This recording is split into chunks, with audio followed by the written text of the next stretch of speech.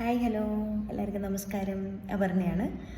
ഇന്ന് നമ്മൾ പഠിക്കാൻ പോകുന്ന ഒരു ചെറിയ ടൈമാണ് കോസ്റ്റ് യൂണിറ്റ്.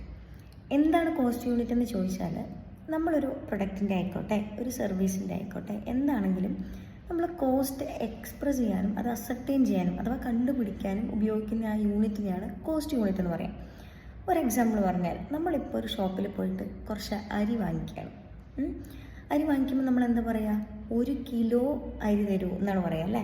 അപ്പോൾ ആ 1 കിലോഗ്രാം എന്നുള്ളതാണ് അരിയെ സംബന്ധിച്ചിടത്തോളം കോസ്റ്റ് യൂണിറ്റ്.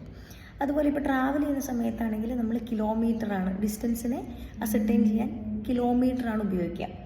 അതിനെയാണ് ആ കിലോമീറ്റർ അല്ലെങ്കിൽ ആ കിലോഗ്രാം എന്നുള്ള ആ കോസ്റ്റിനെ അളക്കാൻ ഉപയോഗിക്കുന്ന ആ യൂണിറ്റിനെയാണ് നമ്മൾ കോസ്റ്റ് യൂണിറ്റ് എന്ന് പറയാം കേട്ടോ. ഇനി കോമ്പോസിറ്റ് കോസ്റ്റ് യൂണിറ്റ് എന്ന് പറയുന്ന ഒരു കോൺസെപ്റ്റ് ഉണ്ട്. കോമ്പോസിറ്റ് കോസ്റ്റ് യൂണിറ്റ് എന്ന് പറഞ്ഞാൽ 2 കോസ്റ്റ് യൂണിറ്റുകളുടെ മിക്സ്ചർ. അതായത് നമ്മളിപ്പോൾ ഒരു ബസ്സിൽ ട്രാവൽ ചെയ്യുമ്പോൾ പാസഞ്ചർ കിലോമീറ്റർ കണക്കാക്കിയിട്ടാണ് നമ്മുടെ ടിക്കറ്റിൻ്റെ എമൗണ്ട് എങ്ങനെയാണ്, ഒരാൾക്ക് ഇത്ര കിലോമീറ്റർ സഞ്ചരിക്കുന്നതാണ്. അപ്പോൾ അവിടെ 2 കോസ്റ്റ് യൂണിറ്റിൻ്റെ മിക്സ്ചർ ഉണ്ട്. That is passenger and kilometre. So ആ കോസ്റ്റ് യൂണിറ്റ് പാസഞ്ചർ കിലോമീറ്റർ എന്നാണ് പറയുക. അതിനെയാണ് നമ്മൾ കോമ്പോസിറ്റ് കോസ്റ്റ് യൂണിറ്റ് എന്ന് പറയാം. Okay, thank you.